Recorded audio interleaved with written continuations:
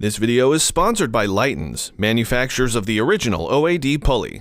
Visit lightensaftermarket.com for more information. Well, that first heat wave is probably hitting your shop right now, and you're probably having to replace AC compressors.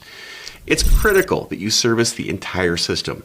I'm not just talking about flushing out all the lines and making sure the evaporator core is clear and also the condenser in the front of the vehicle is not blocked, but I'm talking about the drive belt system. On the front of every compressor is typically a clutch. When this clutch locks up and starts to drive the compressor and the internal components, well, it puts stress on the belt. All of a sudden, it's shocked. Typically, the tensioner will start to move and the belt may have some flutter in it. So, if you do not service these components when you're servicing the compressor, well, it can cause a compromised system. If it's a compromised system, chances are, once this starts working a lot more during those July and August days, well, the belt can fail too, along with the tensioner. Just keep this in mind when you're replacing a compressor on a customer's vehicle, that you need to look at the drive belt system also. Not just a new belt, but also look at the tensioner and idler pulleys.